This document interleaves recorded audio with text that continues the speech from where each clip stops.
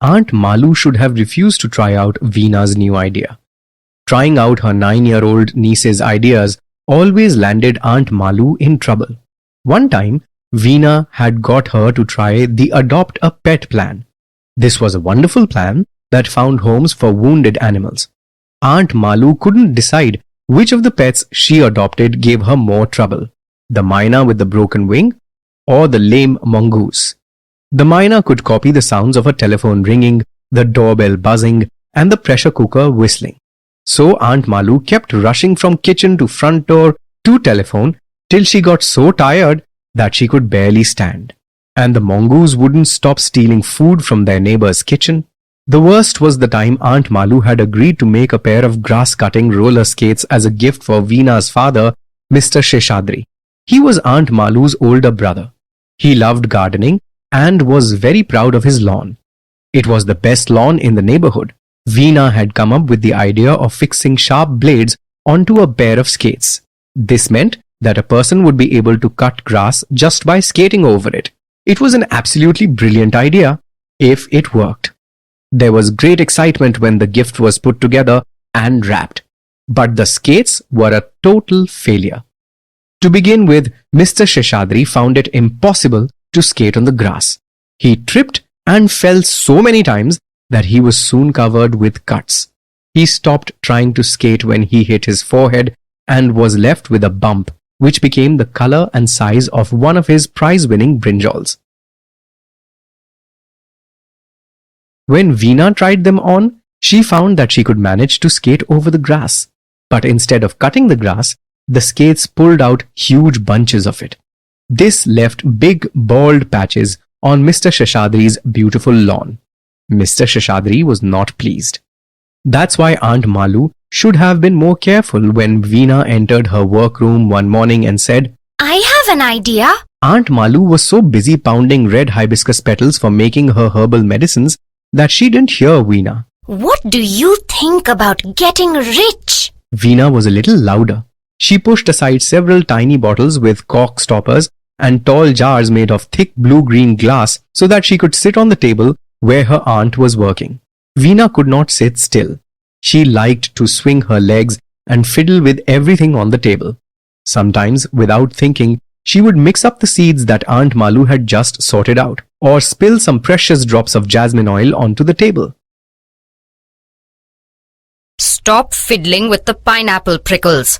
I've just washed and dried them. And don't sit on my table if you can't stop shaking it." Aunt Malu was measuring out some shiny white cucumber seeds on a tiny weighing scale. "I'm not sure I should try any more of your ideas, Veena," Malu said calmly. "The last time I tried one of your ideas, I ended up spending 10 days in bed, not able to move at all." "It was only 8 days. And it was just your arms you couldn't move," said Veena. "Anyway, that's not going to happen this time. My idea for making you rich is going to be no trouble at all." Even at this point, Aunt Malu could have been smart enough to change the topic, or to start talking about the weather, or the price of potatoes. Or wiser still, she should have run from the room as fast as her plump feet could carry her. Instead, she took a deep breath and asked, "So, what do you have in mind this time?" "My idea is simple," said Veena. "Everyone knows you're a wizard with herbs and flowers, that you studied the ancient science of herbs from a holy man who spent 30 years up on a tree in the rainforests of Kerala. But only sick people or people with problems buy your herbal medicines. Now, if you could make some product that everyone, and not just sick people, would have to use, something like soap or face cream that almost everybody would have to use every day, then you'll make more money." "But I've already tried that, Veena," Aunt Malu pointed out. "I've already tried making herbal products that everyone can use. Remember the herbal laundry starch?